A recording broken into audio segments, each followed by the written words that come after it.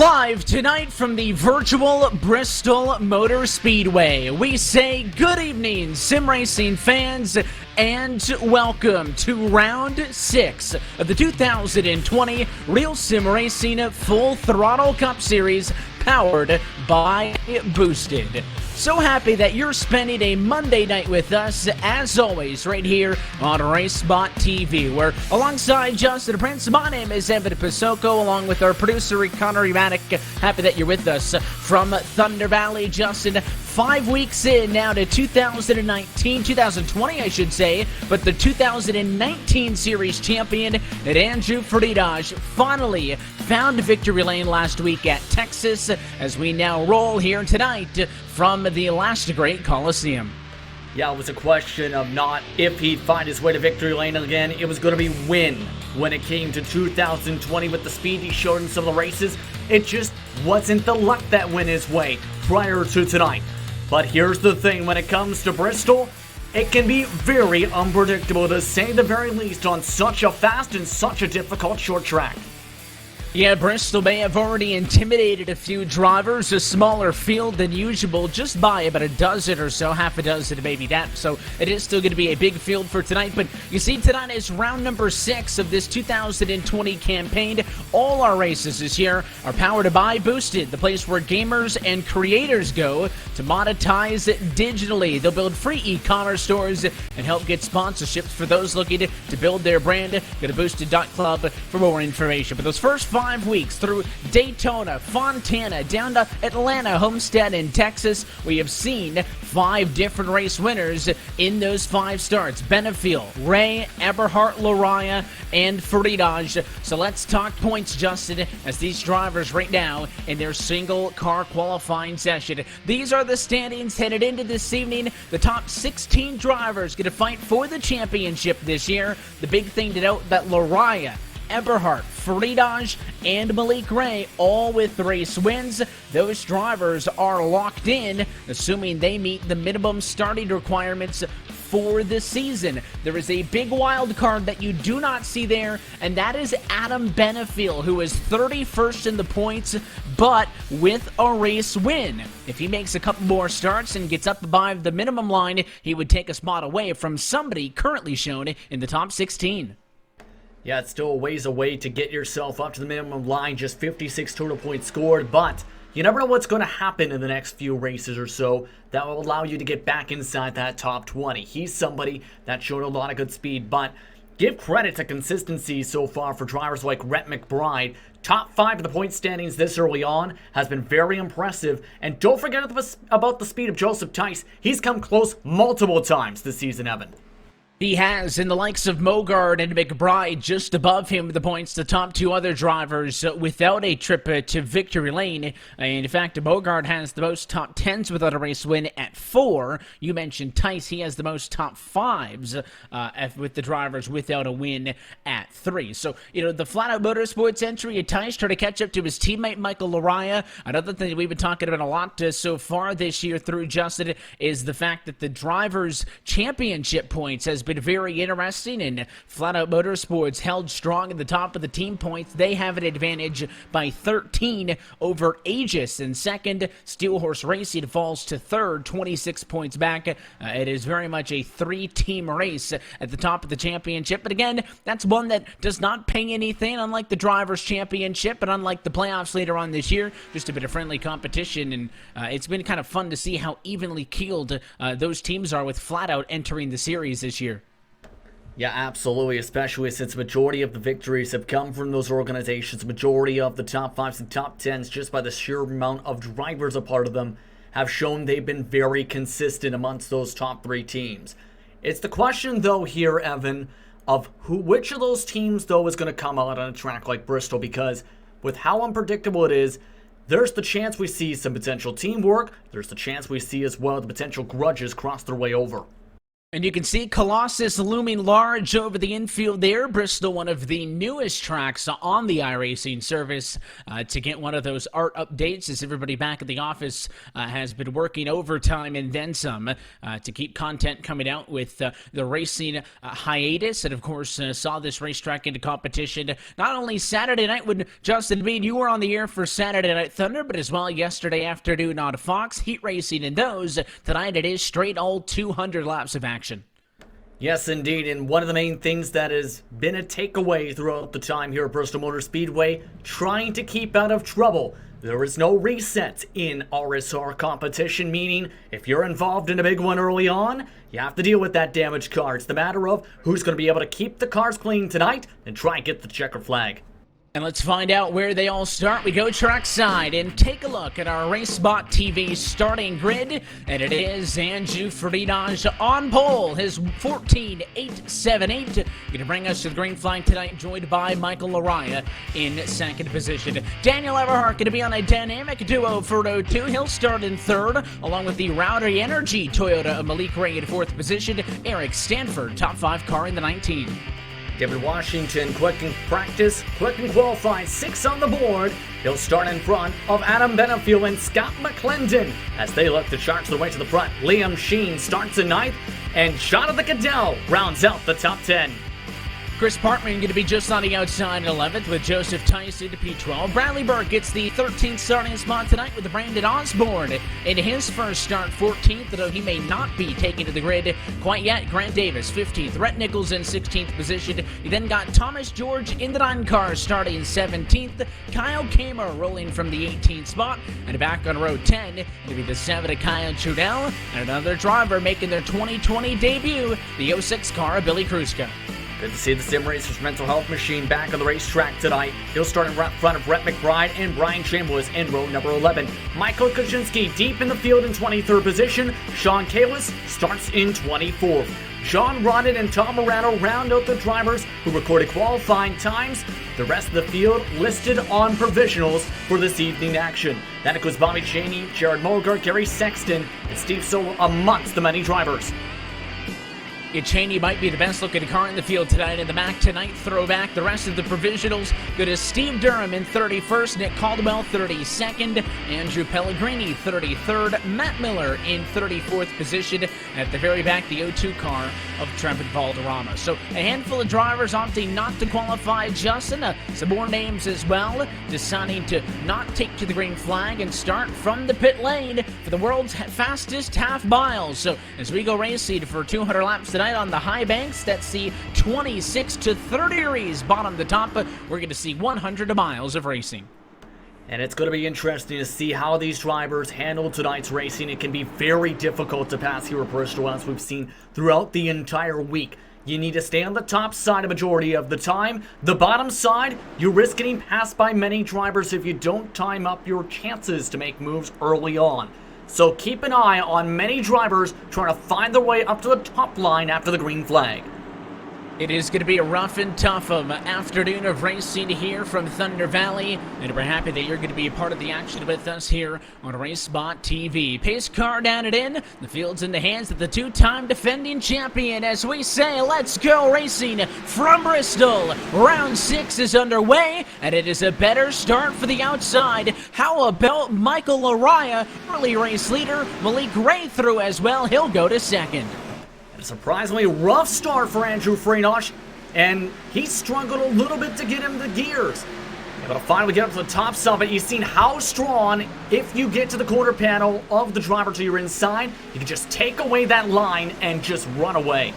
And he was asking for clarification early in this race. Can the leader dictate which line he wants? We'll get to that point in a minute. A caution flag. Lap number 3. It is Nicholas Caldwell around, and it was a big checkup. It looks like in turns 3 and 4. We'll get a second look here in just a moment. I believe it's going to start with Sean Kalis. Look at the 43 car. There's actually more contact ahead. Kalis then gets into the outside wall. It checks up Caldwell, who gets turned around by Tom Morano, and that is is actually where the incident, or where a caution flag actually comes from. But there was an earlier incident further up the road, and you get the onboard shot here with, looks like the 75 Asoa getting sideways. He had to hit the eject button and trying to get down to the pit lane after the 8 car had gotten damaged. It was very slow, and I think Soa spun down the hill and got a bit of damage on Kyle Kamer. I think that's what spooked the cars behind, actually leading to the yellow flag.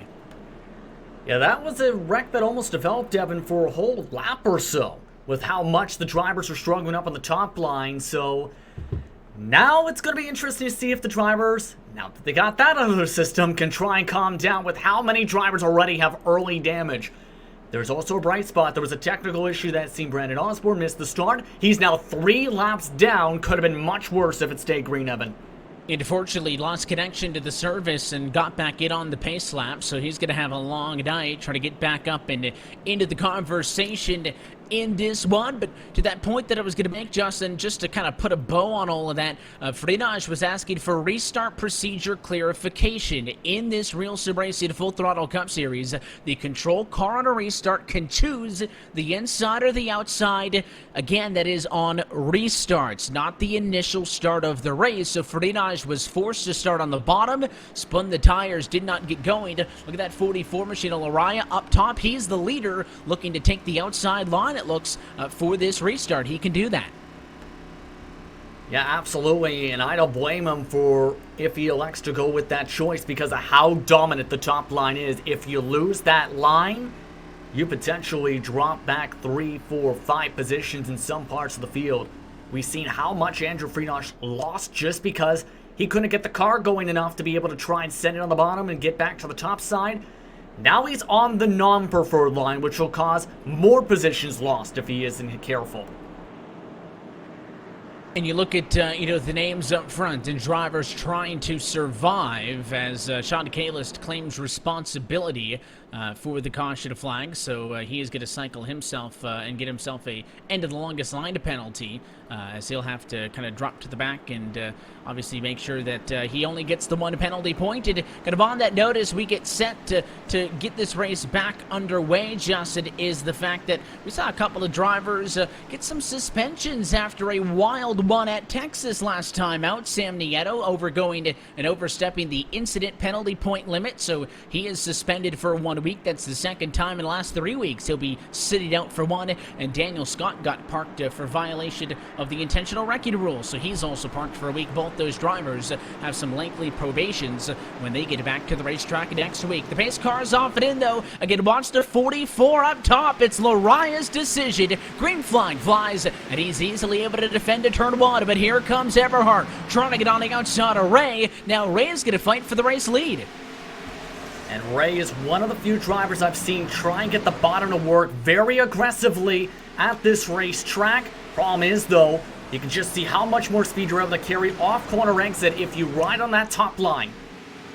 And you can see that obviously the outside line's winning out here, and Malik Ray now with an opportunity to tuck in line. Looks like he will take it, and he will not. He will tuck in line in that position. So the 88 machine of Frenage sits in 4th position. Your race leaders have some space. That's not really the concern, Justin, is our leaders. Will they probably dust it up? Yes, you can see 2nd and 3rd going to the inside, while Laraya stays up on the wall. But the big headache comes at Bristol when you're back in traffic and can't get out of it. And I think that's really going to be where a lot of the headaches come from tonight, as Laraya trying to open up a couple of car lengths over the 90. It takes a couple laps at the very minimum to set up a pass. And there's a saying, it's easy to catch up to somebody, it's harder to get around them. And this was seen multiple times, Evan, where if you burned up your equipment in the first 20, 25 laps by pushing too hard, you were likely to drop back, and then more drivers will be able to actually pass you on the bottom side. We've seen that in a couple of different cases in many different cars throughout the week. This is a track where you don't want to use and abuse your equipment too hard. It is going to have to survive all 200 laps. No quick repairs as always in this Full Throttle RealSimRacing Cup Series. So You do need to make sure that that race car stays in one piece, top to bottom, in this boosted Dot Club 200. But you are seeing these drivers work in a little bit of different lanes, kind of impact. You can see, especially at a turn 4, they're not really staying up high, Justin, and not surprised by that. You take 2 very differently than you take turn 4, a lot lower as you kind of go from the center of that half of the racetrack and kind of dip yourself down, almost dime in the corner a little bit to get that speed as you kind of come up the banking down and onto the front straightaway. So some drivers looking high, some other drivers looking low, but so far so good at lap 16. Well, that's because turn 3 and 4 is a little bit more tighter camber of a corner compared to turns 1 and 2, where you really want to diamond it off the bottom of turn 4 if you can hold the grip, be able to launch off the corner that way. So that's where some drivers are really going to build up a lot of momentum here. Here's the problem, though. Some of that momentum going to have to be held up by the traffic that's up in front of them. Yeah, there's a lot of traffic. You can see the slow 02 car on the inside. That's Valderrama getting lapped, as well as the slow 80 machine of Osborne, who we already mentioned was a couple of laps down. The good news of the preferred lane at Bristol being the outside is that the lapped cars can really do themselves a favor and just stay low. If they just stay low and give the leaders that preferred lane to stay up high all the way around the racetrack, it should be easy enough. The challenge is going to come the longer we get into a green flag run like this, the more traffic you're going to see, and eventually those cars aren't going to be cars that are way off of the pace. They're going to be drivers battling against other cars for position, and at that point they may be a little bit less inclined to give you a ton of space. Well, I put it this way, if you run side by side for a couple of laps here at Bristol, you're likely losing a full second.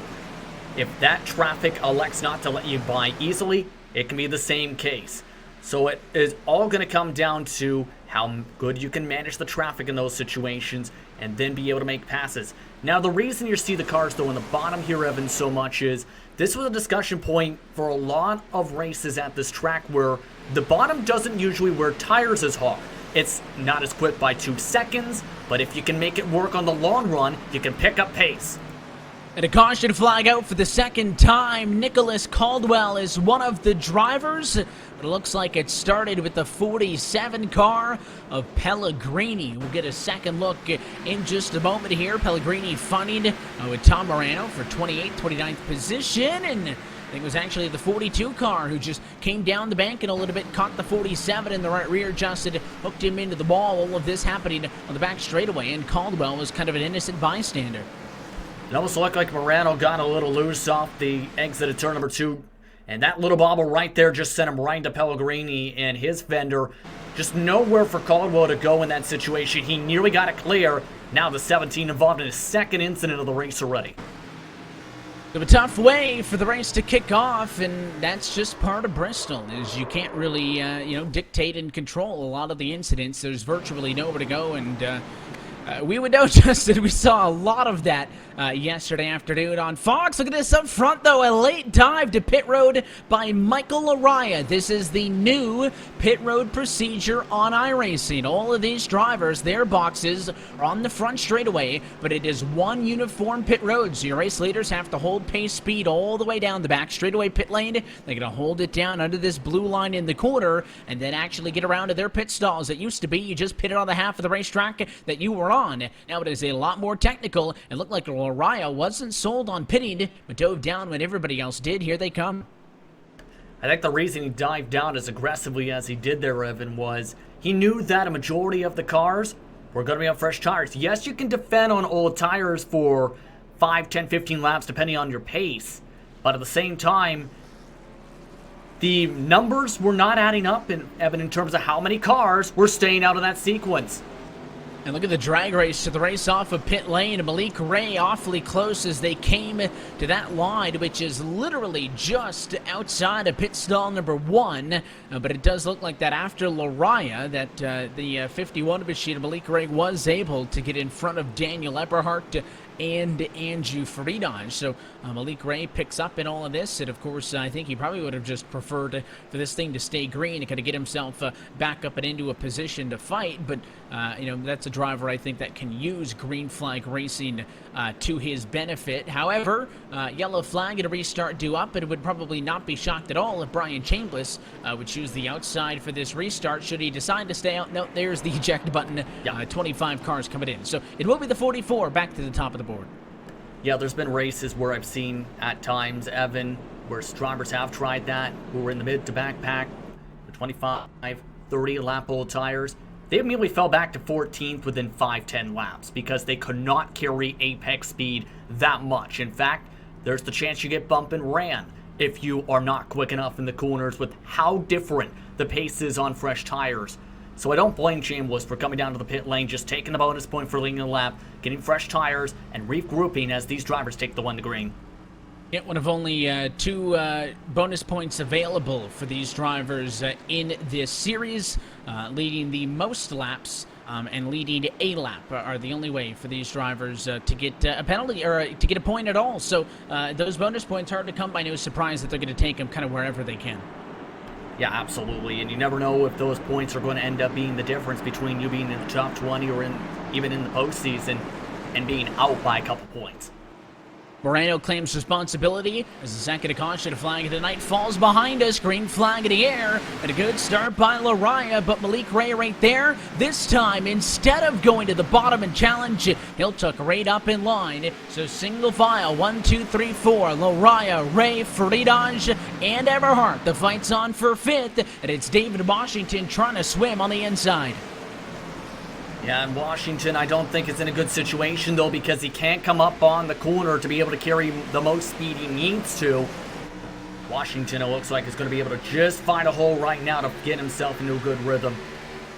And he will do so. So the 98 machine doing exactly what it needed. He's going to lose out in that battle to Stanford. Cadell in the P6 spot now also gets on to by, but he does find a spot in line. And now the first battle would be behind him with the 22 of Scott McClendon on the inside of Liam Sheen. That duo fighting for 9th and 10th position as your race leaders are already starting to deal with some cars trying to make some noise. But right here, that 22 of McClendon's really working hard on Sheen. Not going to happen this time before, though. You can see just how much better the run is up top, and he will have to take the L for now and tuck in line. And there has been many cases here throughout the week, whether it's been on national TV, whether it's Saturday Night Thunder, whether it's different leagues, where if you're stuck on the bottom off turn 4, Evan, you just risk losing that back end and snapping to the inside pit wall. Good for McClendon to hold on to the grip, but it looks like Freenach, he's trying to get the move done on Ray. The 88 was the quickest car in practice, Evan. He's really working on him. Of course, Friedage started this race on the pole as well, so best in practice, best in qualifying, but didn't even lead a lap after he fell right back on the start to what it was 3rd and 4th position after we saw Lariah and Malik Ray use the outside line starting position to get on by him. But it is going to be oh so difficult to make up spots at Bristol in both. You could have a mistake like that, easily lose 3 or 4 at a time, and spend the next 20, 30 laps trying to get just a handful of those back. And you can see Malik Ray kind of running in the middle of the racetrack as we're on board with him looking back at the 88 machine of Friedage, who's in that number 3 position right now. And 51 machine kind of doing a good job of making sure all bases are covered and not giving him any space. As you can see, that big long line of race cars out the back end. Yeah, I'm surprised we're actually seeing so many drivers use the bottom line tonight here, Evan. It's like how they used to run here with the higher downforce in 2019. Remember, it's low downforce on the short tracks in 2020 in real life and on the iRacing service. And these drivers are sticking at the best I think either of us have seen throughout this entire week. They're driving like they have been practicing this and likely have been all week. Yeah, a lot of drivers putting in tons of laps. The likes of Andrew Friedage just had nearly 250 laps of practice put in earlier on this evening in the 1 hour and 20-minute practice session before qualifying. That's not to mention, of course, I'm sure some of the practice that has been going on since next Monday. So if you tune in and you notice Andrew Friedage up at the front of the field a lot, the likes of Malik Ray and those drivers, and you wonder, man, it'd be cool to see some of the names up front. Well, those guys are good because of how much time they put in. Lariah has been so good this year, leading the points into tonight. Daniel Eberhardt, kind of a resurgent season for him as you watch Grant Davis try to stay in front of a battle between Gary Sexton and the 9 car behind him at Thomas George. And don't forget, Evan, Bristol's not an easy track on iRacing to even learn in the first place. It can take thousands of laps to get a good rhythm down. Some of the names you just mentioned have been on the service for years and have raced at this track for years in many different packages. So the more experience you have here, the more likely you are going to be running up towards the front. While Thomas George, he's currently stuck behind Gary Sexton. He just can't get the bottom to work. And you just saw the 5 behind McBride catch the fence, and that checked up Parkman. So, this whole group of drivers here fighting for position right up and on that limit against the outside wall. And a good job, I think, of cutting each other a bit of a break as it's Kyle Trudell pinned on the inside. The 5 of McBride going to go around the outside of him here. And the 06 car slow. Check it up. The 06 machine of Billy Kruska had to slow way down. The 5's going to cross to the inside. He caught the fence just at a 4, and it brought that outside line to a halt. And that's great for Trudell, who finds a spot in line. Check out the onboard. There's a few frustrated drivers with all of this right here. Good job by McBride to get on the binders and slow down quickly, then take advantage. You see how much damage there is, though, on Billy Kruska's race car? You can get away with some damage here, Evan, at Bristol, but the more damage you get, the harder it is to turn the car. The apex is on the side fenders. If you get front fender damage or front nose damage, that can hurt you aerodynamically. You hurt the back end, that can hurt your downforce. And if you thought your car wasn't turning well into the corner on the lap that you smacked the ball, just wait till you go the next time around. It's not going to be any better more times than not. So that's why conserving equipment is the biggest thing. But I will say again, for the chaos that Bristol brings, very impressed with how well these drivers are doing their very best to give each other a little bit of room. When somebody gets into the wall, to not force the issue, to back off and cut him a break. And I think that's all real good as Malik Ray stays in second position. And he may have his hands full soon. He's only about 2.5 car lengths off of the bumper of Lariah, who is still really the only lead car going way up to the fence. Second, third, and fourth there, all taking that middle line through. But Malik Ray's got a rear view mirror full of Andrew Ferdinand as they've all got to deal with some lap traffic. First up, that 17, and Nick Caldwell. It looks like Caldwell electing to take the top side. I don't blame him with how many hits that 17's taken throughout the night, showing a little frustration, but you can see right there, right on the bottom of turn 2, that bottom line is starting to come in as the quicker line. And Lariah, if you run the top line too long and too quickly, Evan, can risk burning the right front tire. And what happens when you do that? Your car gets tighter, you have to get off the gas longer, and in turn, your tire wears worse than the 3 Musketeers who've been running the middle to bottom. And of course, we talk about the the unknowns of Bristol, the carnage, and the wrecks, and 200 laps around this joint ain't easy. Don't get me wrong, but already past quarter distance now with those 2 caution flags thus far. Your race leaders are working lap number 55 of 200. The lap traffic going to be increasingly more of a challenge, but I'll tell you what, I'm very happy with the way that these drivers have been going at it so far. Your race leaders putting on a show, and the onboard here with Ferdinand still in third can show you all of that traffic on the horizon. None of them double file, but a couple high and a couple low. We'll see how well they navigate this as the 75 Asoa is going to get lapped, and followed by Kalis and Osborne. So all these drivers going to pick a lane. Looks like the Bud Light car is going to stay high.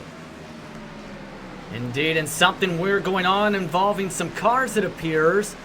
Some frustration spreading across the racetrack as some have to duck down to the pit lane.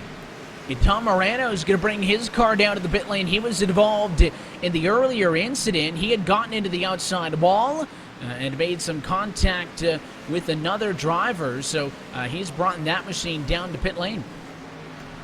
Yeah, and this is one of the things that can happen at Bristol is short track tempers, short fuses. In turn, some of that's starting to come into the back half of the field potentially, and that's a problem if you're the top 4, because there's not a lot of time to react to an incident if the track is blocked.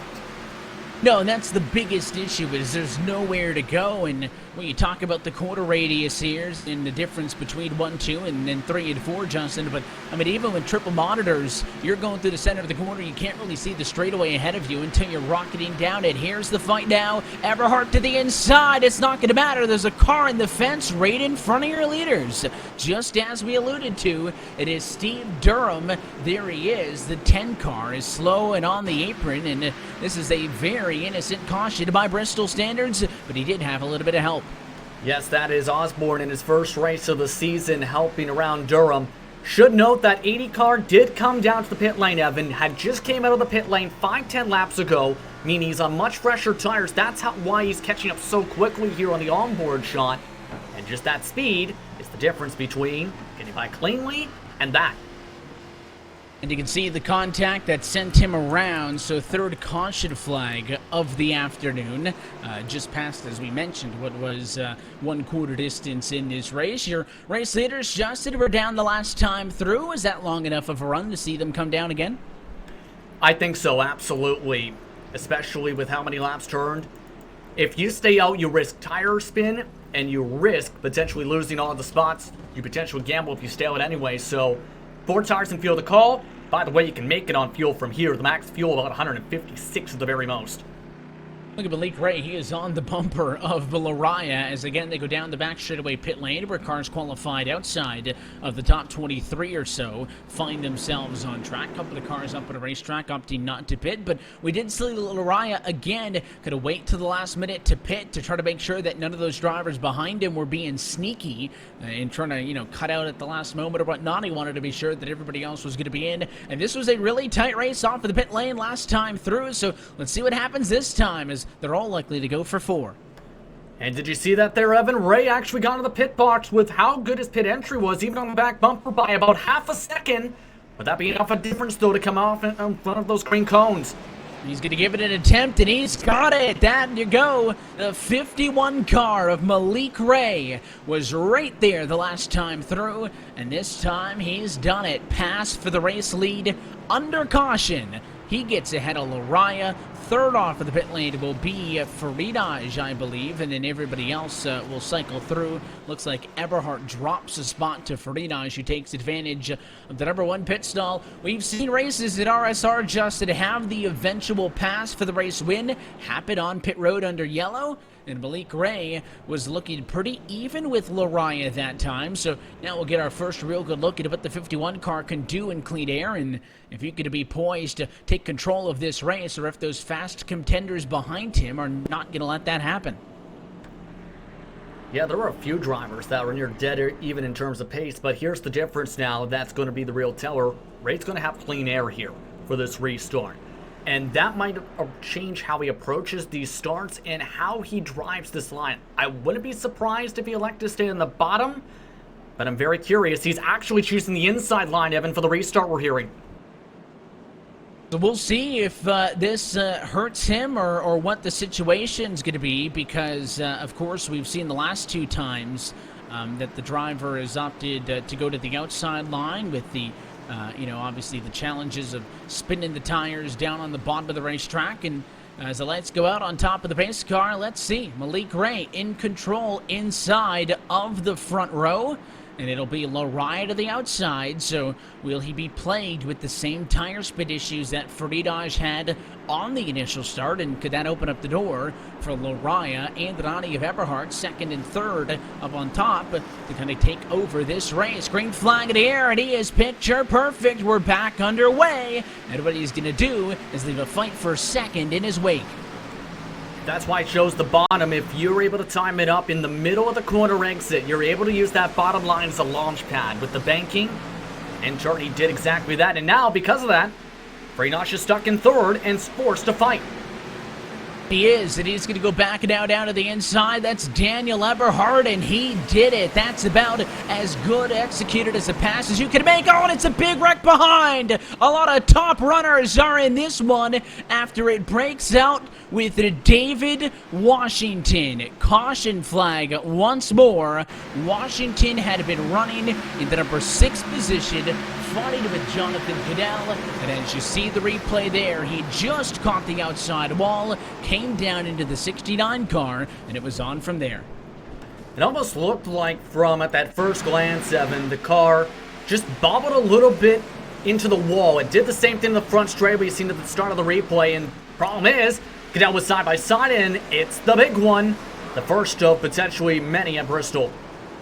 And when we just got a couple of the green flag runs, you see the wreckers have to get back out onto the racetrack. Just an innocent mistake by David Washington, one of the top cars in the field, and his car heavily torn up. His night likely is over with. Here's the on-board look from Scott McClendon right behind into the fence back up top, and that is another caution flag. We'll take a quick opportunity though to step aside, and we'll come back to Thunder Valley on the other end. Malik Ray currently leading in the Boosted Dot Club 200. You're watching the RealSimRacing Full Throttle Cup Series on RacespotTV. With the start of a new decade and a new era, where from the virtual Daytona International Speedway, we say good evening, sim racing fans, and welcome to the 2020 season opener of the NASCAR Coca-Cola iRacing Series. As we say, let's go racing from Daytona. Round one of the Coke Series era is green.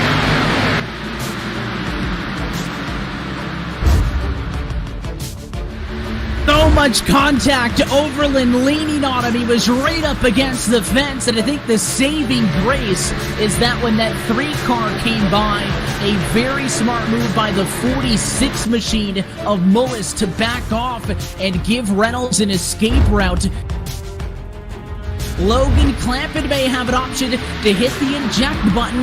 He is second online on the outside. Here we come for the final time at a turn 4. Leahy holds the bottom. Ottinger's going to get a shove. They're going to wreck behind in a photo finish, and it's good enough on the inside. Keegan Leahy, by 4 1/1000ths of a second, wins the season opener at Daytona.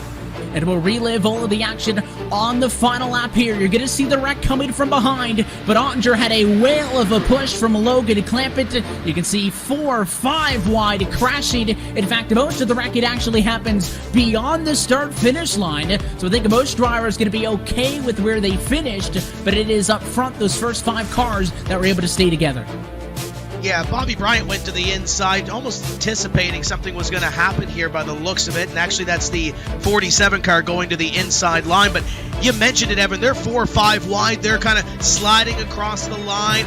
And after that, all heck breaks loose. Graham Boland goes for a wild ride in the 18 car up and... Probably could have convinced me that that wreck at Daytona in the NASCAR Coca-Cola iRacing Series was a 4th look at the incident that we just got done here with at Bristol. Big issues in the opening half has taken out a significant portion of your top runners as we're back underway with 73 laps down. Green flag flies. Malik Ray will lead off the 1 and 2, and once again we'll fight for second. This time the challenger is Daniel Eberhardt. Executed a real nice on Freddie Dodge last time. Can he do it to Lariah this time? The slide job, moving up at a 4. He's got the spot, but here comes the 44 with a counterattack. Not sure it's going to work for him. That was very well executed that time for Eberhardt.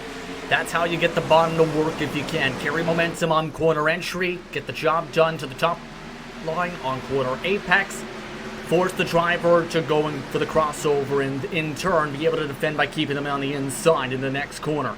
Eberhardt with that well executed pass. Gonna be curious to see how he can do here as more trouble on the backstretch. There's issues on the back end. Your race leader is going to be coming up on it, but everybody okay, so we're going to stay green. You can see the cars fanning out as they recover from that little bit of an incident, and now some driver radio chatter in response to it, but up front, it's Malik Ray on the bottom. I mean, all the way down to the apron. Trying to make these moves. Well, the opposite approach is taken from second on to back. Eberhardt, Lariah up on the fence.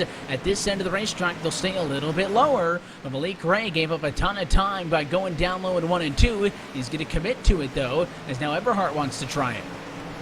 He's doing that not because of the short run speed again, Evan. He's doing it because of the mid to long run pace he gets by saving tires, by not being out in the throttle as much, as not burning up the right front tire as much. That's why Andrew Freenosh is going to that line. That's why Eberhardt's gone to that line sometimes. It's just the line that ends up helping you in the long run if you can make it work. Eberhard, though, is going to be forced to keep it on the high side and burn up his equipment, because if he goes to the bottom and Lariah goes up top, Lariah might be able to make a pass. And that's the objective here, of course. Just keep yourself in the picture long enough to see somebody open up the door and then pounce. But we've been talking a ton about these guys up front. Let's run on board with Andrew Friedage in the fourth. We've been talking about Ray, Eberhard, Lariah, Friedage. They are kind of the top 4 fastest cars. Somebody who we haven't talked a ton about, Justin, is just behind. Scott McClendon in 5th has been very, very good tonight in his number 22 Chevrolet. Even behind him, Benefiel and Mogard, those drivers who are just outside of that top 4 cusp, I think deserve a lot of credit as well. And for Scott to be running up here with 4 of the biggest names in the series, with a pretty damaged race car, all things considered, having to survive that incident that just happened in front of him, is a very good run. Yeah, it's been a very decent run today for McClendon. Even with the front damage on that race car, he still has some good speed in that car. That's the good thing. It's just the concern about the temperatures that he's going to have to keep an eye on as this race progresses. Temp's looking good enough, though, to keep the car very aggressive on the short run. And that's the thing. You mentioned, for Malik Ray, is he in a position where is he going to ride on the bottom to try to conserve stuff for later, sacrificing his short-run speed? How confident are you that we're going to see that? Do you push hard now to maintain track position? Of course, then, if it would stay green, then you'll be kind of on the back foot. There is no tried and true method to which is better and which is not. It's all kind of up to what you're expecting, and if you've got a crew chief or a spotter in the race, or you're talking with your driver teammates and whatnot on the same radio channel, just trying to figure out and guesstimate almost how this race is going to play out. Next time by will be just 12 laps away from halfway home. So despite the incidents, a pretty fast-paced Bristol in this opening half.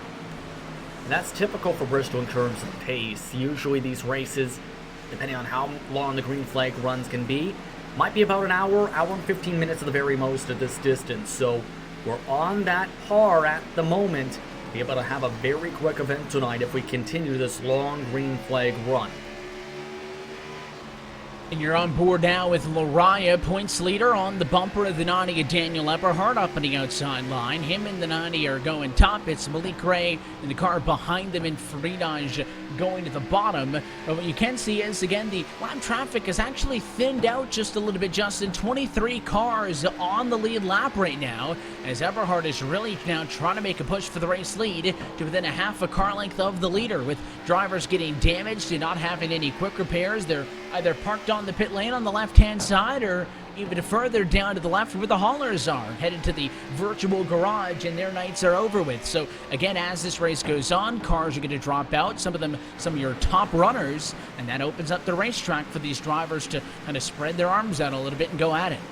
Yeah, to be precise, there was about maybe 27 cars on the track at the moment, including this big-time scrap that includes positions and lap cars, mind you, in the mix.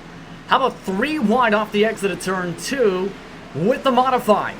Yeah, not sure that's the best idea here, but you can see the 75 machine on the inside of all of that, and it is going to be okay, as Rhett Nichols picks up a ton of spots in that in the 55. Carl in the 25's into the fence. It's Chambliss hard into the inside wall. Caution flag is out. He was running in 15th position, and that is a heavy bit of contact. And I think Osborne might have also got a piece of that as well, trying to avoid the 25 in the middle of the racetrack. Yeah, just a confusing one. Smack the wall off the exit, and these walls are very punishing here at Bristol and iRacing. If you hit them in the wrong way, you're going to go right to the inside wall. It just goes to show you as well how unforgiving Bristol is. That race car, you mentioned the 3Y with the modified, Justin.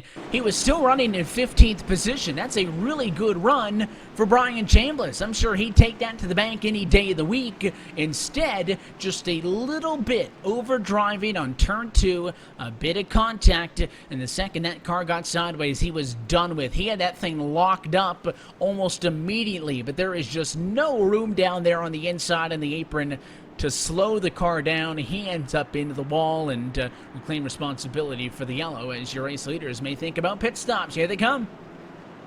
And this is to be expected again. We ran a decent amount of laps once more, And in turn, that means time for some 4 freshies to make sure you have the grip to continue some decent pace. And of course, again, down the back straightaway pit lane, they'll come around to the front stretch. So Malik Ray took over the race lead with a pass for the top spot, exiting pit road last time through. Let's see what that Rowdy Energy Camry can do this time. Is he going to be able to stay in front? Because the key to that move, Justin, was he was plastered on the bumper of the car in front of him. Look at Daniel Eberhard all over him. The Donnie car really wants this, and he's got a pit stall better of an advantage. Yeah, 2/10 quicker that time at the pit box for Ray compared to Eberhard. Now it's the matter, though, of the launch, because if you can get a good enough pit stop, especially in the front stalls, you only have to move a couple feet. You just got to get to the green cone to the end of the pit wall. And you can see Malik Ray does win the race off of the pit lane. I don't think there is going to be any changes. So Malik Ray 1, Eberhard 2. Faridaj exits in 3rd. So he actually does get around Michael Lariah. So bit of a rough and tumble couple of laps for the 44 machine. I guess, Justin, considered some of the cars who have had really big issues, it ain't that bad. But the car who took over the race lead off at the start of this race and looked really good up there has now fallen to 4th. And by his standards so far tonight, it's not looking pretty good. Yeah, not looking too the best, because, again, he's the only one out of those top 4 cars who has been committed to the top line this entire run so far. Everybody else, once they get past 20 laps, we've seen how good they can be because they run the bottom line and are not using as much tires on corner entry and corner exit. So it's a situation, if you're Lariah, you might have to try and adapt and figure out a way to get that line to work, whether it's the middle or the bottom, to try and see if you can match the pace in the long run. Yes, it would be sacrificing the chance to make a pass quickly, potentially, but as we've seen, the drivers are carrying decent enough apex speed to be able to run away on the bottom. And we all like to make mention that math is not our strong suit, so if you're the same way at home, I got good news for you. Nice and easy here. 100 laps complete from Bristol. This restart will see 100 laps still to go. With the 51 of Malik Ray this time through, opting to take the outside line for the restart. It had been on the bottom for the last couple of times through. However, this time he is going to be on the outside. So that forces Eberhard down low. Faridaj Lariah inside out of row number 2 in 3rd and 4th position. Let's see as the pace car heads off and in. The 51 was so good last time. Eberhard tries to guess the start, can't do it. And Malik Ray is gone. We're halfway from Bristol. Oh boy. Well, that's a parking lot if I've ever seen one. The only thing you can say, yeah, just tire spin at its best opportunity, right? McClendon spun the tire, shifting the gear up from 3rd to 4th, and bye-bye field. And I don't know if I have to take some sort of responsibility for that one, because I had kind of just mentioned how good of a night it had been for Scott McClendon, but just a little bit of tire spin up and into the 69 of Jonathan Cadell. Sexton goes low. He spins across Liam Sheen, and that was a 110% blocked racetrack. And that's a decent portion of your field that just got significant damage. So now it's going to be interesting where a lot of these cars go. When we mentioned off at the top of the night, Justin, that we were expecting this race to be a game of survival. I don't think anybody is really shocked that we've had some big incidents, but I'll tell you what, that's big by even Bristol standards. Let's go on board with Rhett Nichols here, about 7 or so lines back on the outside. You can see the car get into the fence, and he had a little bit of daylight, but there was another car there, and I mean, that is literally everybody from P6 on back. I've seen big wrecks like this before, but nothing like that, I have to say. Just no time for anyone to respond with how quick that all developed, with where it was. You're not going to be able to react in time if that happens in the entrance to turn 1, because you're right on the gas. You only have a quarter of a second to respond. Most people aren't going to respond in that amount of time. And to be fair as well, I mean, brakes on these NASCAR Cup cars are not incredible. So you smash that left pedal down, and you're just skidding into it. A lot of the cars just came to a full stop. You see Liam Sheen, who was involved, the 02, the 33, the 80 machine, right there. I mean, the whole racetrack blocked. I don't see a way through. So a lot of the cars in the back just parked it. I mean, Kyle Trudell, there's the onboard look at the guy at the back. Let's take a watch with him. He wanted nothing to do. He sees the smoke, he sees the cars. He's going to get on the brakes, Justin, and just park. And I think that's our best driver in that incident. Our smartest driver in that whole field in that situation. Well, Joseph Tyson, Nicholas Caldwell were able to stop too. So they get the reward for keeping it out of the trouble. That was more of a stop than most drivers do at stop signs out here. So he slowed her way down to maybe a slow roll of a mile or two an hour just to keep that thing moving. But, a lot of drivers, Justin, may see an incident like that as an opportunity to kind of try to find the hole, be a hero, and pick up a lot of spots. I think all those drivers made the right decision on doing everything they could to get out of it. And I'll be shocked if we have a single car finish this race with all of the bumpers still clean on it. I was talking with a couple drivers asking about their confidence for tonight. They legit asked me, what is the chance of the pace car winning? The pace car's the cleanest car in the top 10 outside the leaders, so there's that. And I wonder if the pace car leads the most laps, does that maybe take away the bonus point for the driver who leads the most, or is that not how that's going to work? I think that's a you question more than a me question, but we'll circle back to a post-race. We'll think about it. Yeah. Well, the pace car is going to drop down, and in no graphic to tell you how many laps Letty's got, but he's had a lot of time up at the front of the field. As we're set again, who's left? It's a restart once more with Malik Ray up at the outside of Daniel Everhart with 106 laps down in Thunder Valley. Green flag flies off and away again, and it is a good restart for P2 Everhart because he finds that spot in line. Much cleaner start this time compared to the last one, and now, if you're the drivers who got through, you're thinking, this is a great points chance day. Now it's the question of, do you keep it clean and conservative, or do you try and fight for a win over top 5? Well, you can see now that there's a lot of drivers who have picked up big. Matt Miller is slow on the apron. He had gone from 34th on the grid to a top 10 spot, but that's not going to last because he's kind of gotten way out of the way. So scratch that. But Jared Bogard, a P28 to 4th. Michael Kaczynski, 23rd to 6th. A lot of these drivers looking to get big gains, and it would really help them out in the points race. Yeah, Bogard absolutely benefited from all of that. And he was decent in practice, mind you, just didn't put in a time in qualifying, stayed in the back much of the time. That's why you stay in the back with what happened on the last restart. And we can see that there's still battles going on. Jonathan Cadell's the last car in this line. It's his turn to be the modified in the 69, but was a Toyota Camry. Again, he was right behind where that incident started. Still doing his best to be competitive, running 7th, peeking to the inside of the Canada Dry entry of Michael Kaczynski in front of him. So all these drivers single filing this one out. We got 19 on the lead lap of the 35 who started. And I think Cadell just sent Kaczynski in. That 30 didn't like that. I'm surprised Jonathan Cadell has this much speed. Remember, he got smushed into the wall. And the 30 car got up and into the fence, and Cadell rubbed him up just a little bit, but I don't really think it was an overly zealous move by Cadell. I think that almost falls more onto Kaczynski behind for kind of bouncing off of the fence there and coming down just a little bit, but it does give Cadell the position. So who would have thought that if you told Jonathan Cadell, listen, you're running P6 right now, how about you be one of the first cars in a 20-car pileup, but you get to keep your spot? I mean, he did that when Denny Hamlin and Parker Klugerman did that in official racing this past week, Evan, where they crashed on old tires off the final restart. He finished second in that race, and he got involved in that big time. And that goes to show you that it is not just drivers like this who struggle.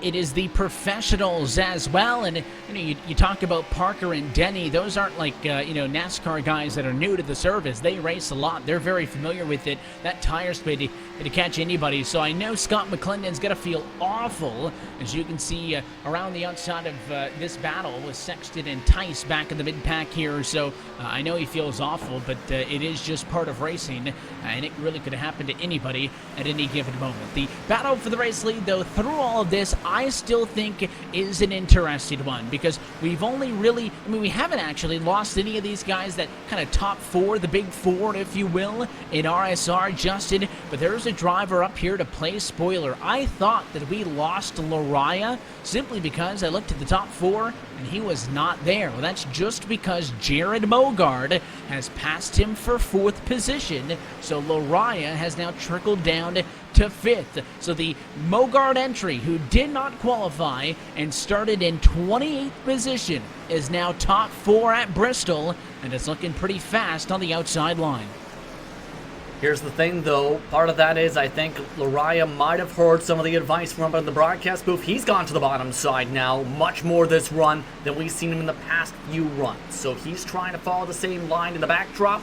Problem is he's losing time, and now, hello, comes the traffic. And it's the 25 machine to Chambliss, who had been a top 15 car until he caught the fence on his own and got down into the inside wall. I think doing the right thing. I mean, even if the race leader's on the bottom, I still think for lap traffic, the easiest place to be is just go low. You don't risk kind of overdriving it to make sure you stay up high and get into the fence. I think the race leaders are well capable of making the outside work. So Chambliss is going to go to the bottom. Mogard on through, Lariah on through, no harm, no foul. It did, though, drop those 4th and 5th placed cars back just a little bit. Only Eberhard, who's still on the bumper, Malik Ray for the race lead, and Friedage, who was a couple more car lengths back in 3rd. Only them are kind of within that 1 second or so striking distance of the 51 machine. I think Daniel Eberhard's got a real shot at winning this race. We talked with him earlier in the season, Justin, talking about, racing against guys like Malik Ray, one of the top competitors in the eNASCAR Coca-Cola iRacing series, saying that he does not want to go into a league where the competition is low and he can just stroll the victory lane. He wants to race against the best. He wants to beat the best. And he told us that in victory lane when he got that win at Atlanta Motor Speedway. The cars that run 1, 2, and 3 right now on track, all race winners this year. So it is really a clash of the Titans here at Bristol. He's definitely getting his money's worth for that statement right now because Ray, he's really solid here at Bristol. In its time, especially is in fixed racing at this circuit. Andrew Freenausch, we talked about how fast he was in preparation. He's always someone that puts in a lot of work at these types of racetracks to prepare his strategy. So Eberhard's got his absolute work for him tonight. I think there's a chance that if he gets up in front of Ray, he might be able to run away because he's slightly quicker. It's just the problem of Ray's kind of in front of him, and it's, again, not easy to pass here. Yeah, and do you move somebody like that in front of you? Because, of course, it's not like somebody at a plate race where you can kind of abandon them, Justin, and if it's a mid-pack car and you could be like, oh, well, I can kind of screw him over here because I'm not going to see him again. I promise that Malik Ray, Daniel Eberhard, Friedage, all these drivers are going to have many battles like this as the season works on. So don't do anything that you would not want done to you. It's interesting to note Bristol in specific because this race will be back on the calendar for round number 23 when we go to the Boosted Club Bristol night race. That race will be the final race of the round of 16. So that'll have big implications when we come back here in September. Yeah, and that might potentially see the bottom really be a key line as well because the track temperature is going to be lower and cooler. Yes, the rubber buildup is going to be similar, but there's a chance we see a lot of these top contenders run this line. The main thing, though, is I think if you're Eberhard, whether it's day or night time, might you use the lap cars, bless me, as a pick. Yeah, certainly. I mean, I think that these are all options, but, as you can see, these top 3 have pulled away just a little bit. Mogard and Lariah kind of in their own secondary pack in a 4th and a 5th position. That Eberhard's actually dropped back a little bit from Ray, and Friedage in 3rd, I think, is going to make this the big battle here. 2nd and 3rd on the racetrack. So if this does become where we fight, Justin, now inside of 70 laps to go from Bristol, do you wait or do you start to think, hey man, this might be the run to the end, I need to get this pass done sooner rather than later? Well, and most tracks I'm thinking, I hope it's a long one. I hope there's a chance I can exert myself to try and show the speed in terms of those stints. But when it comes to Bristol, it's kind of a balancing act, Evan, because you never know if you're going to get a caution flag because of how tight the action can be and how unpredictable things can be. For example, Kyle Trudell just got put on the fence. Yeah, Kyle Trudell up on the outside, as you can see the one sheet of Tice as well with your race leaders working up on the outside. So There's a lot of cars. There he is now in the 7 machine of Kyle Trudell, who's 21st position, up down, but I think it was the 5 of McBride who got a little bit sideways by the 7, and the 5 car paid him back and hooked him into the outside wall. Yeah, and that's what I just said. You never know when things like that are going to happen with how close the racing is, and guess what? That's just in front of the leaders now, so if it happens again, buckle up, it could get tight. Yeah, those two are side by side right now, so I'm keeping a half eye on the 7 and the 5, but you're exactly right. There they are, headed down the back straightaway. You notice the camera didn't have to move much because your race leaders are coming up on all of this very quickly. So, there's lapped cars working around other lap traffic, all while the race leaders have to find a way through. And there you see the 51 car, Malik Ray, the 90 of Everhart behind, 3 wide now in front of the race leader. There is nowhere for him to go. And you have to be smart if you're Ray. Some of the traffic looking like they're going to play friendly. Some of it is not, though. The 51 machine went high there. It looked like the Donati of Everhart was even trying to get a nose on his outside. Side by side now with McBride and Nichols, it looks like. Look at the 51 car. He's all over the door owner wrecker in front of the race leaders. Caution flag is out. And holy cow, what a close call. Malik Ray inches from being junk. And I think Daniel Everhart may have just avoided it as well. I think Everhart actually did hit Kaczynski. That's the problem. Just see how quick he had to respond. Man, just a hit to the right front fender is going to damage that race car. Hopefully that doesn't damage the engine from what happened between Kaczynski and what appeared to be Davis. Yeah, it was contact with Kaczynski in the 30 in the 24 car of Grant Davis. Just watch your leaders, though. This is basically what we were watching live. Look out, and right there, just a little bit of contact on the door. I think if his saving grace is going to be that he didn't actually get him with the nose. He just kind of grazed him on the side. But Kaczynski got turned by the 24 of Davis, and that's why he was around to begin with. Yeah, and the incident we're referring to, mind you, was the whole turn 1 and 2 that caused all of that. But now, shake up everything we just talked about with the leaders. There's the caution flag that you never knew when it was going to happen. You just never know if it's going to happen in front of you. Leaders just had it happen in front of them. It comes at 146, so we're back down to the pit lane, and Malik Ray has another opportunity to throw it away on the pit lane because, we can't really gain much. He's already the leader. You know they're all going to go for 4, so for the love of God, just don't mess up the pit box entry. That's really all that's at stake here. Yeah, it's going to be very crucial to get in the box, but Ray has handled this pit entry very well. Again, a few tenths of a second advantage, and it looks like there is a likelihood of Everhart having engine damage. Currently very down on RPMs, and standing RPMs, you want to be at 2,000. If you look on board with, say, the gyro, you'll see on the dashboard the potential numbers. They're down by at least 100.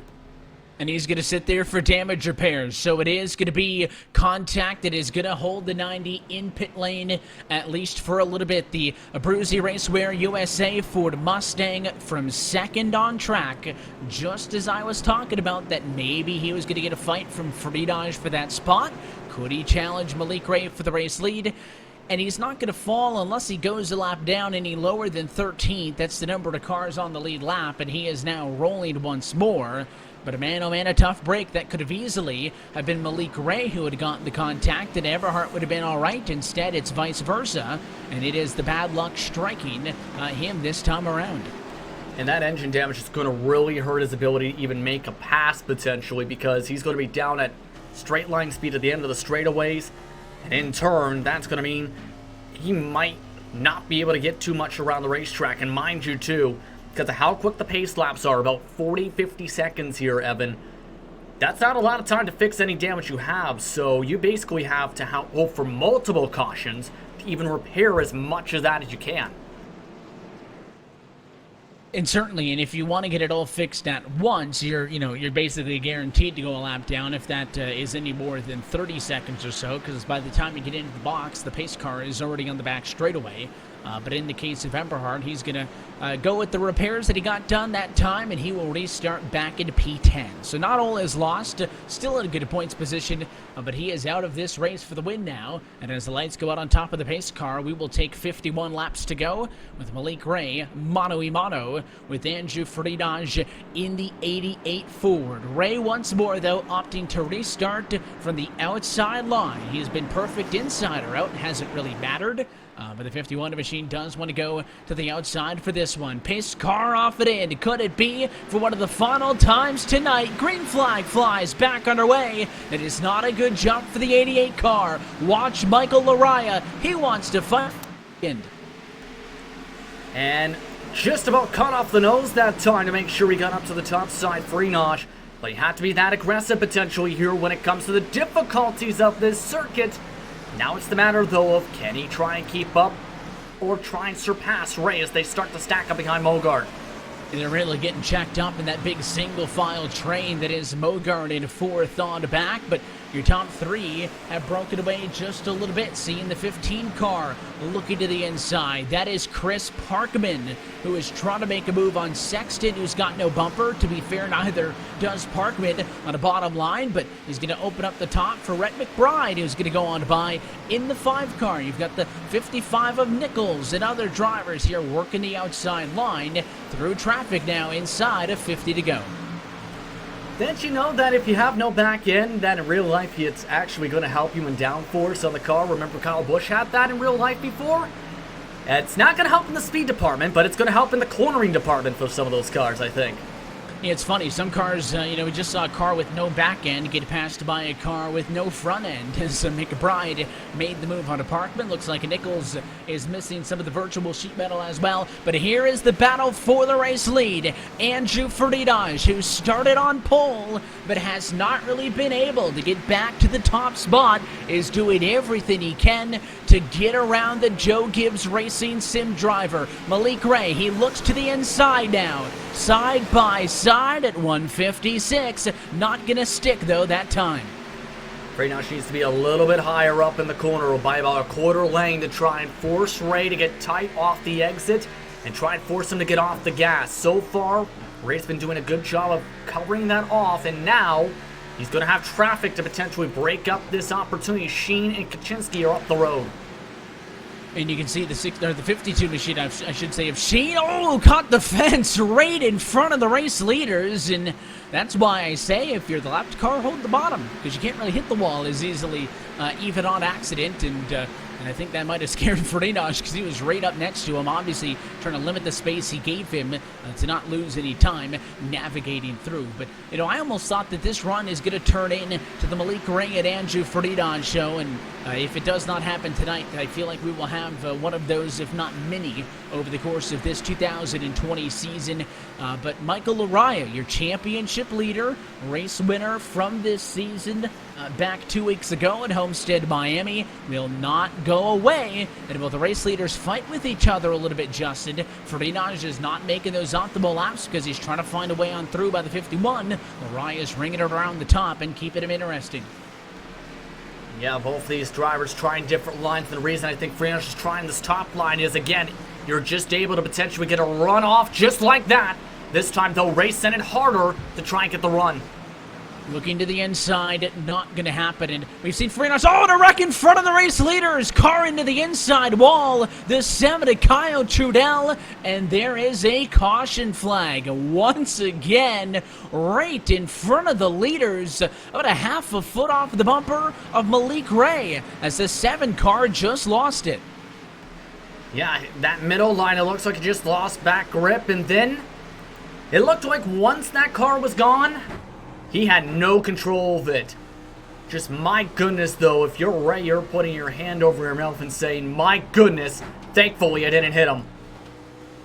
And I did, and here's the onboard shot with him. Look right there. I mean, that car spins to the inside. I think if Kyle Trudell tries to save that, Justin, and he brings it back up the hill, both of your race leaders are cleared out in an instant. So he does get into the inside fence. I guess it is best case scenario for what could have been And now with the pit lane open once more, inside of 45 laps to go, have we kind of hit the window? Actually, inside of 35 to go as of the next time by. Have we hit the window where it's all track position? The answer is no. Race leaders want pit stops. First car to stay out, I believe. Looks like up on the outside of the racetrack may have been a lapped car. No, Eberhard. No, it's Eberhard. The 90 who was just in the incident doesn't want service. He'll stay out while the rest of the leaders are in. And he was only about 0.2 of a second off per lap despite the motor damage. So I'm curious to see if he elects to come down the second time around to get more damage repair, or if he tries to roll the dice. It'd be a very risky move, I think, Evan, if he stayed on the circuit.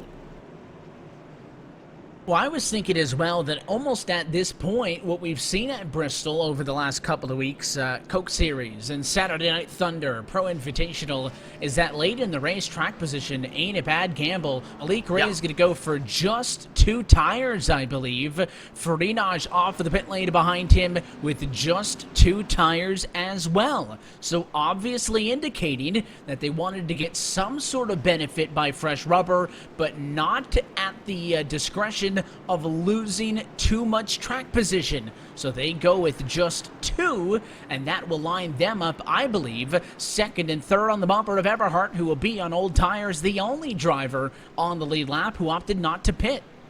I'm shocked he actually stayed on the racetrack here. I think the reason we've seen both of them take 2 tires, though, Evan, is you had to try something, right, to try and get in front of the other. And there's a chance they don't come down the pit lane again the rest of the race if it's caution, precaution. So they know that it could be that pit stop that might be one of the determiners. And it's going to be now big time important what line Eberhard chooses for the start.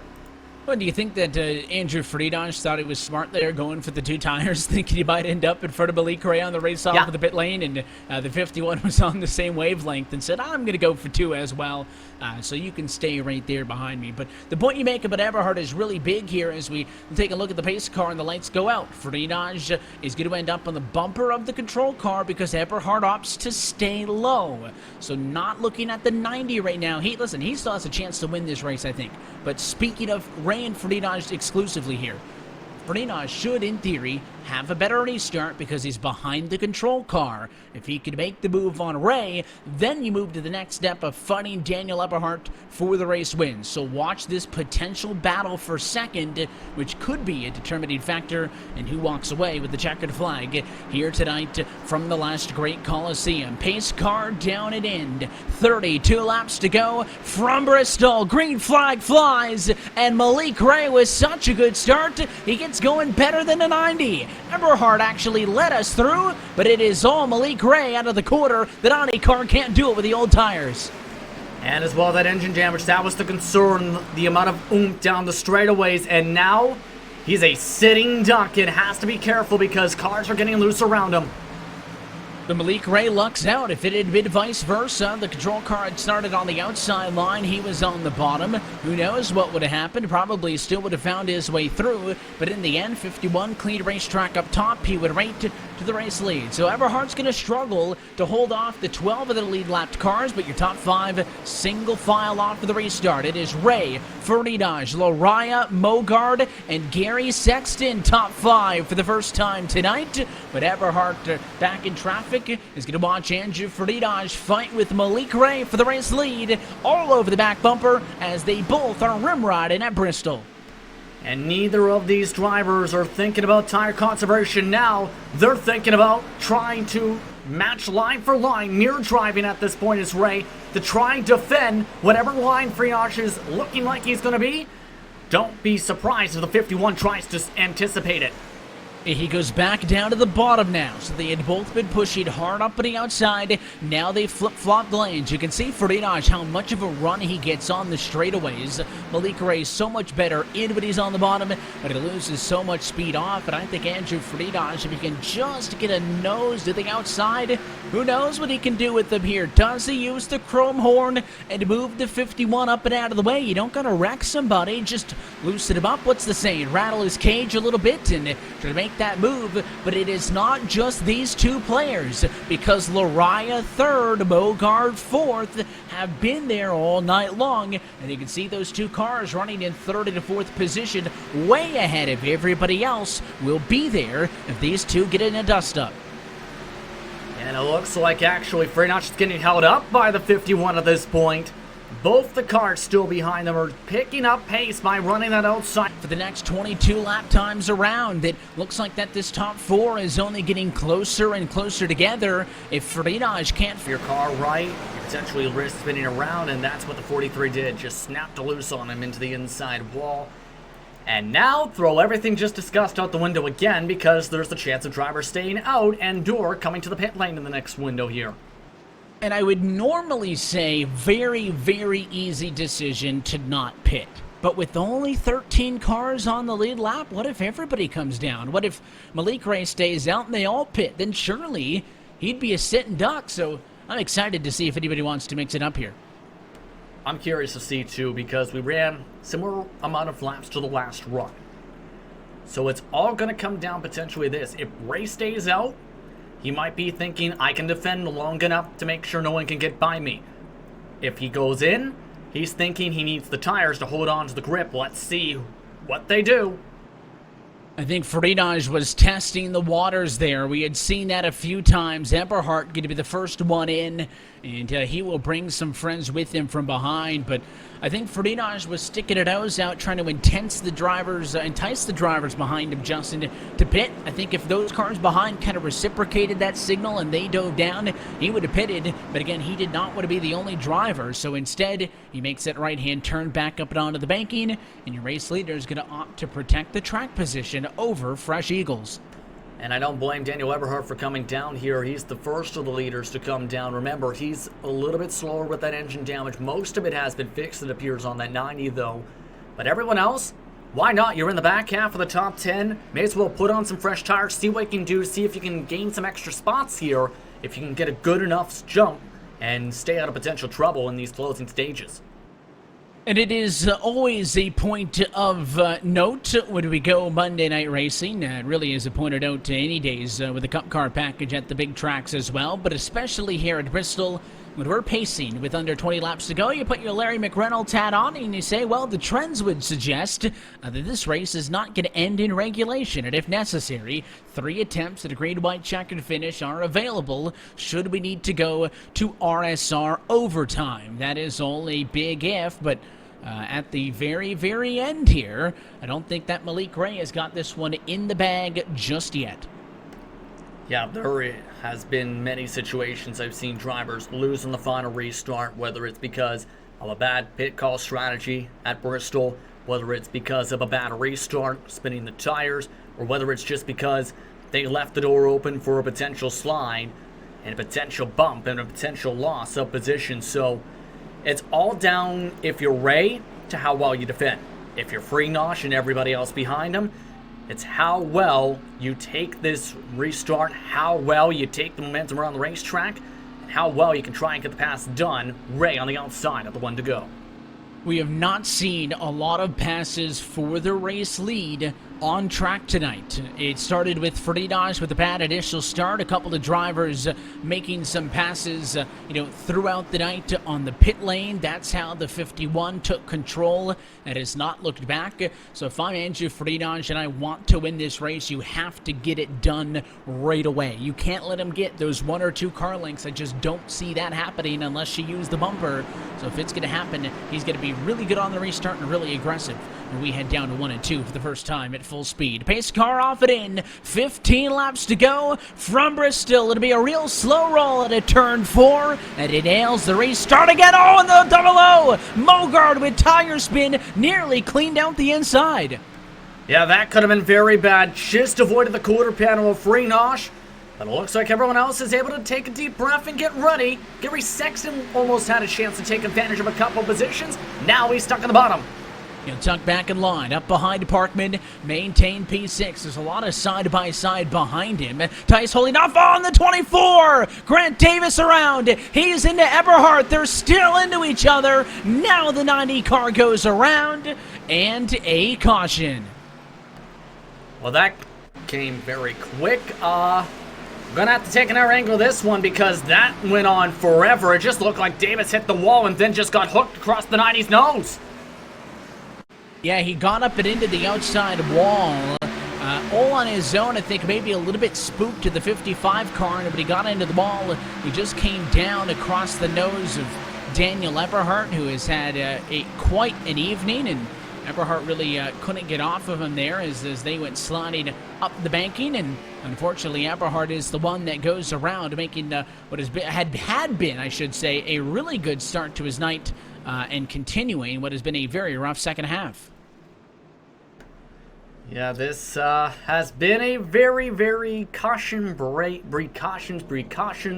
lead yellow caution flags type of race tonight.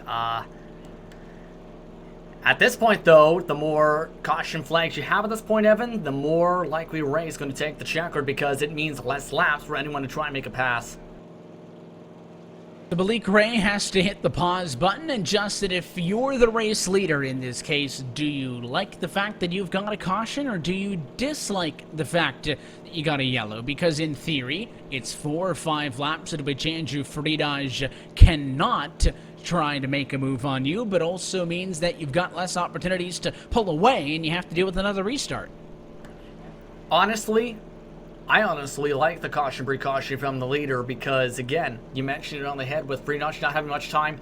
Lariah and Mogard will also be in that situation with their 4 tires where they can't take advantage of the laps. So you're basically having less laps where you're having to look at your mirror and play defense, and in turn, you can try and focus on getting to the checkered flag.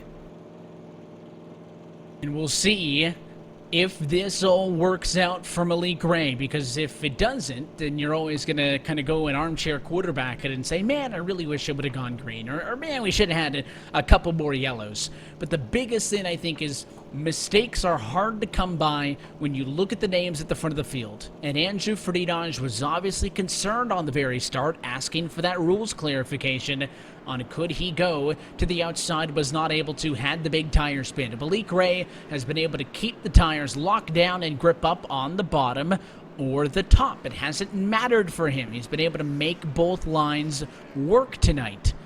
So if the 51 doesn't make a mistake, and in theory, Justin, Andrew Friedage lost the race lead on a mistake, Malik Ray took over the race lead on a poor pit stop by another top runner, then this race comes down to not only speed, but consistency. Yeah, absolutely, and there's been very consistent laps, mind you, in these top runners throughout the night. And it shouldn't be without question, Evan, as well. They're the only 4 drivers still running who have not been involved in any incidents or incident points in general, meaning contact with the wall, contact with other cars, or anything like that. They've been clean, they've been consistent, they've been fast, and now they're going to get ready for what should be an entertaining restart. Double up once more. Malik Ray this time high side on the racetrack. So this restart, going to try it again. Pace car to go down it in. And the magic number going to be 7. 7 laps to go from Bristol in the boosted Dot Club 200. Both cars on the front row looking for their second wins of 2020. Green flag flies, and it is another good restart. Malik Ray way gone to turn 1. The fight for second. Here comes Mogard. And that's the jump Ray needed. Now it's just a matter of keeping that distance. And I think Friedage is going to have his hands full of trying to keep 3rd and 4th behind him. He's really trying to hold on, but he was able to get up in line, so he holds off Mogard. Mogard going to have to deal with holding off Lariah. Those two have gone back and forth for 3rd and 4th position several times this evening. But up front, Malik Ray, 5 laps to go. It's all his now. He's hoping that they could make it to the white flag. Yeah, if they get the white flag, the race is official. And right now, Ray, he's been keeping this car nice and consistent. Friedage is a little bit quicker. The problem is, though, there's not enough laps for Friedage to close the gap up in time, or anybody else for that matter. He would need to be at least a tenth of a second per lap, but he had a couple of hundredths the last time through, but that is not going to be enough to catch somebody like the 51 car. Mogard, a small advantage over Lariah. Ferdinand pretty comfortably in second. McBride is fighting with Nichols for 6th and 7th. As this time by, it'll be 2 laps to go. And for Rhett Nichols, this is one of his best runs of the season so far, so I don't blame him for trying to hold on, especially since you have 2 drivers without front bumpers looking to make moves. They're going to go all the way down to the wire, but up at the front of the field as they single file things out, it is the white flag in the air last time around for Malik Ray. Got a race win earlier this season in Fontana, and he's going to do it once more in the 51 car. Final time at a 4 at Bristol, and the virtual grandfather clock is going to go Bristol Motor Speedway style to Malik Ray. What a good run for Ray, and what a good run by all the top 4 drivers in this one. Very clean for them throughout the night tonight. But the rest of the drivers are probably thinking, what could I have done to make sure my car was clean to the end? And consider this a statement, Justin, to win it on the short track. We talked about the 5 different races that we've seen this year. A lot of intermediate racing. Well, Malik Ray has won it on the short track, and we talked about how Bristol is going to be on the calendar in the playoffs. Somebody like a Martinsville is going to be on the calendar down into the playoffs as well for the 51 machine. If he could get it done here, where the most is out of control, then he is going to be a big threat. And we can't say anymore that 5 different race winners in 5 weeks, because this is his 2nd checkered flag of the year as he celebrates a well-deserved win. And he shows the iRacing experience with a victory like this, I think, too, Evan, because, again, part of the eNASCAR Coca-Cola iRacing series, and the short tracks are typically some of the best runs I've seen Ray have on the service, so it shouldn't be a surprise, yet just such a dominating run once he got the front.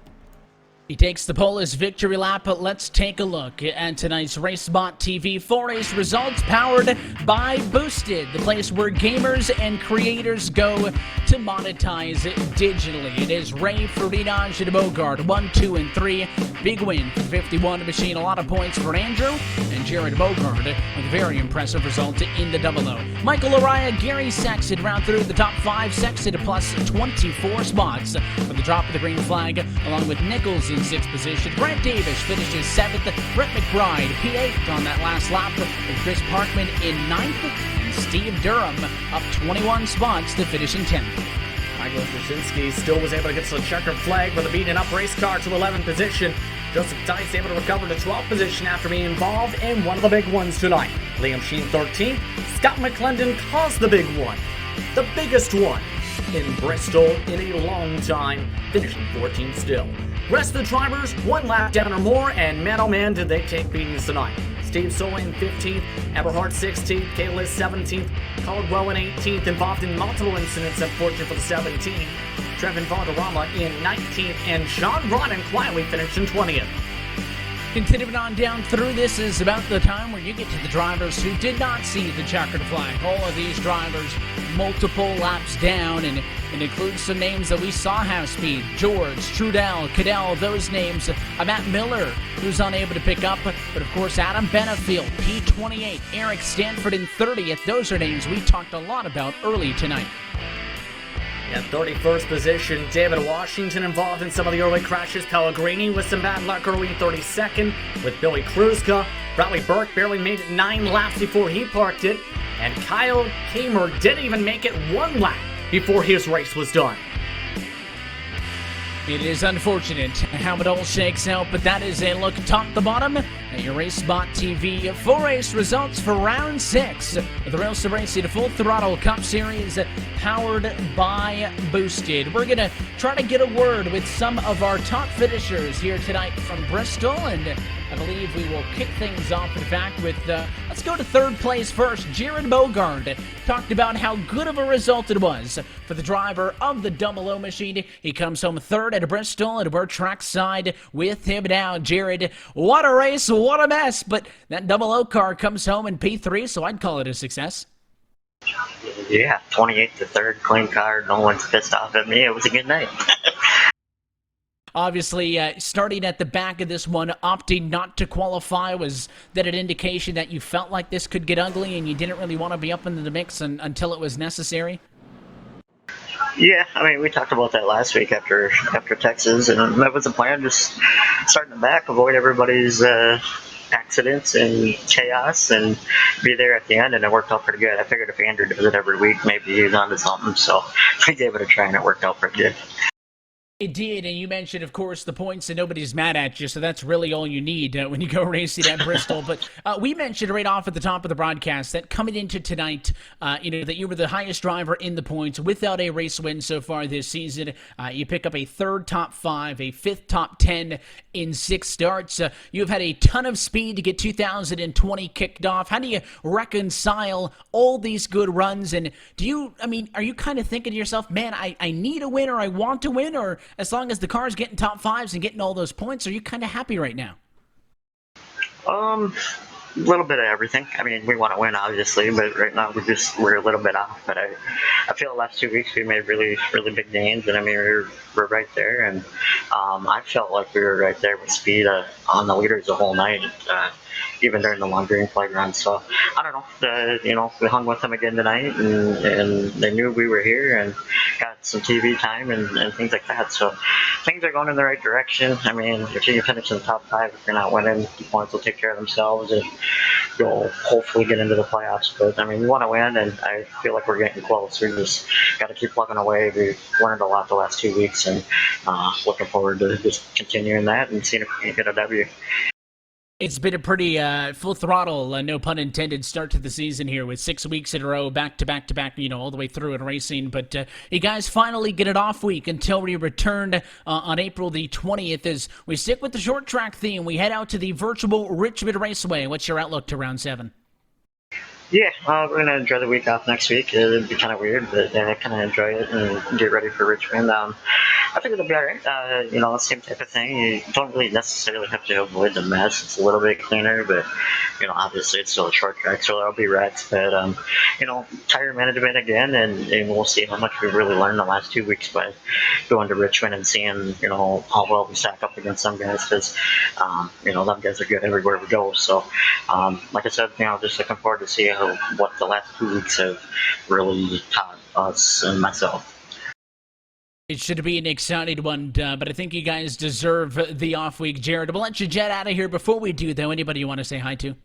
Yeah, I got to thank Benefiel, Race Central, Twitch Race Reports, iBuyPower Computers, and all the guys on Max Out Motorsports, or Max Out SimRacing Network, and you guys for the broadcast, and everybody for the league. Congrats to Malik on the win, and see you guys in 2 weeks.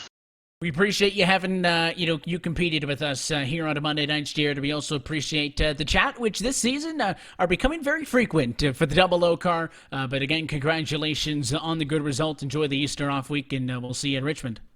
Yeah, thank you. You guys too. The third place finisher here tonight from Bristol Motor Speedway. We'll move down to the pit lane, just into your pole sitter and runner-up tonight, your trackside with Andrew Ferdinand. Yes, indeed, Andrew. Had a good car tonight, however, couldn't get any lead laps despite being the pole sitter. First of all, what happened at the start where you lost 2 spots in the first corner? Yeah, I was a little disappointed I didn't get to pick my lane there on the initial start. You're just such a disadvantage going on the front stretch on the start, and we have to wait on the green, so it's kind of it was kind of like starting in second, honestly, but that's kind of what happened. I just went a little easy on the gas. Maybe could have went a little harder, but yeah, that's what happened on the start there. Indeed, but you still had a hard-fought battle throughout this race tonight with all 4 of the top runners. Ray, yourself, Mogart, Lariah. How difficult was it to try and continue to scrap like you did, especially with Ray, where you were on his back bumper from much of the race tonight? Yeah, I mean, I don't know if it was difficult. It was a lot of fun, honestly. This league impresses me every single race. I didn't think we were going to get a lot of green flag laps, and we did. The drivers are just so great in this, and yeah, I mean, it was just fun. We get the long run, you get lap cars, which lanes to pick. You could run all over this track, which was just, so cool. So that was really what I felt from the driver's seat tonight. I find it interesting the lanes you run, because with high downforce, the bottom lane was always known for saving tires. It was talked about by guys like Christian Schauner in the weeks leading up to Bristol that the track felt like it was no downforce and was difficult on the bottom side. Then you, Ray, as well as Eberhard in some cases, were able to run the bottom. How were you able to get that line to work first off, like it was high downforce with this low downforce package, and how difficult was it to try and master compared to 2019's package? Yeah, in the past, the last 2 times here at least, I've been able to run the bottom, and that was with a low downforce and a high downforce. But the tire model just makes things a lot different, and I think the only reason it came in the bottom was it was saving tires, and you were able to still arc it. We had a ton of rubber on the track, which changed it as well. I think you saw some of those guys running the wall from the start started falling back, so we were doing it kind of to save tires, and I was surprised how fast it was, but you really had to be careful not to overdrive it, because if you overdrove it, the car would spin around. And yeah, I mean, by the end of it, we were all on the bottom. I was shocked. I thought the lane was going to move up towards the end, but all 3 of us, me, Daniel, and Malik, there in the long run, were just hugging the bottom. Yeah, I was surprised to see that as well, especially knowing the difficulties there, but you mentioned the positives of getting the line to work. Now, we go to a track that the bottom line is also the preferred line much of the race. Richmond Raceway will be the next track on the docket. Your thoughts on Richmond? Love it, especially now that we have low downforce. It's going to be the same package we ran here tonight. Especially if we get green flag runs, I'm extremely excited. The car is my style when we run the short tracks and the miles, so I'm extremely looking forward to it. Going to probably put in a lot of practice, because you don't need the draft to really get a accurate feel how the car is going to run in the long run, so looking forward to it. Anyone you want to thank before I let you go? Yeah, I want to say congrats to Malik on the win. Obviously, I want to say thanks to Travis Cummings. He put the paint on the car. It looks beautiful. I forgot to thank him this last week, so a big shout out to him. He makes paints for iRacing. If anyone needs to get in contact with him to get a paint scheme, PM me. Dave Washington, he's taught me so much. Low line racing. All the fans, I hope we put on a good show tonight. I know it's tough times, but I hope we gave at least an hour and a half of something to enjoy. All the drivers in the league, and you guys for broadcast and admin and everything you all do. Congrats on the second place finish tonight. Some great pace. You actually had the fastest lap overall tonight. Thanks so much, guys. Have a good week. That's Andrew Freenosh coming home second. Evan, back to you. And now we'll go to the very top step on the podium and up on the roof here at the virtual Bristol Motor Speedway as we go trackside with tonight's race winner in the Boosted Club 200. Malik Ray gets checkered flag at number 2 of 2020. And Malik, congratulations. You kind of broke the deadlock there. 5 races, 5 different winners, and you're the first to return to RSR Victory Lane. Thank you, man. I appreciate it. That was a lot of fun in the race we just did. You started in 4th position. We're kind of up in the front, and I kind of coined the Big 4 name tonight. I know it's typically the Big 3, but it was you, Andrew. You also had Michael up there, and for the longest time, Daniel, until he got caught in an incident there. But, obviously funning up on the high side, funning down on the bottom, which is where that 51 machine seemed to like. It was really at no point could that car take off until the very end. That's probably the biggest advantage you had for most of the night. Yeah, once I was able to get the lead from Michael on pit road, it made the race go by a lot easier, because if you're the lead car, you're able to run at your own pace.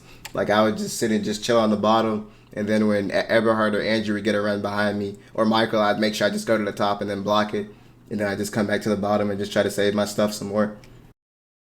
Of course, we mentioned those names, and no shock that when I said that we've had a bunch of different race winners, that's kind of a whole host of them there with Daniel, Michael, and Andrew. I mean, the other 3 of them all with race wins for the last couple of times out. So to kind of be the first to put it to them and to get your second win of the season, I know has to feel good for you. The first one was the big one, which would guarantee your ticket into the postseason. So now you're just kind of look to rack up bonus points to start that round of 16. But, for 2 race wins in the opening 6 weeks as we go into our first offseason, how would you assess your start to the season?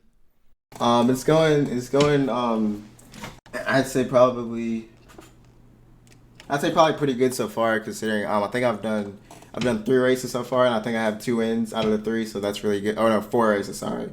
I think I've done 4 races and I have 2 wins out of the 4, so it's going good so far. I just try to make sure that I keep my nose clean in these races, especially at short tracks like Bristol, and how next week's going to be Richmond. I just need to make sure that I qualify up front, and that way I can avoid all the mess in the back.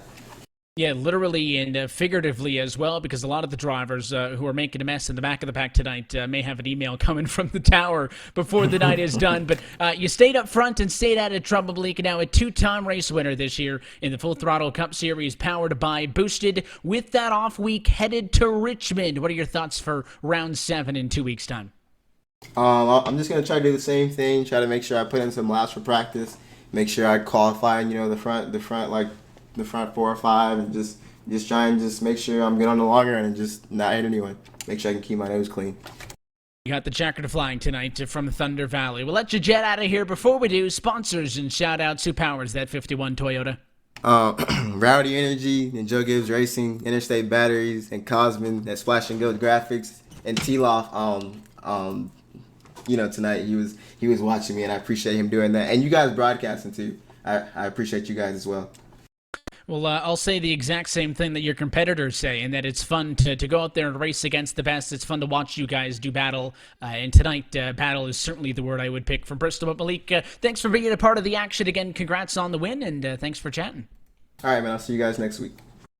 Race winner tonight from Thunder Valley. Big thanks to Malik Ray, the winner of the Boosted Club 200. And we'll, as always, extend that thanks to Andrew Friedage and Jared Bogard, who come home inside of the top 3 tonight, Justin. And as I mentioned with the drivers, and listen, we've all been so busy, I think we might enjoy it as well. An off week next Monday night, no racing through Easter week. So we will be back in 2 weeks' time in Richmond. So if you're a fan of the short track action, Bristol is not the end of the road. Yeah, I love short track racing. Even with the craziness we've seen with races such as tonight with the big one with 20 plus cars, but Richmond I think is going to be an entertaining one. So many drivers, you heard their enthusiasm about the racetrack, because in terms of short track racing, Evan, on the iRacing service, Richmond ranks as the cleanest of them, and some of the best battles come from that track. There's the chance we see some good side-by-side fights. There's the chance we see some great performances. There's the chance we see some very clean racing that night. And we hope that you all join us until then. But until next time, round number 6 has fallen into our rearview mirror. That's it for us here tonight from Bristol. On behalf of the entire team at RacespotTV and for the broadcast crew tonight, for our producer downstairs, Connery Maddock, for Justin Prince, and myself, Evan Pasoko, I want to thank you for tuning in and congratulate Malik Ray, race win number 2 for him on the season. Enjoy the off week. We'll be back in 2 weeks' time for round number 7. It comes to you on Monday, April the 20th, from the virtual Richmond Raceway. That race and every race of the 2020 Real Sim Racing Full Throttle Cup Series can be found right here on RaceSpot TV. Until next time, good night from Bristol.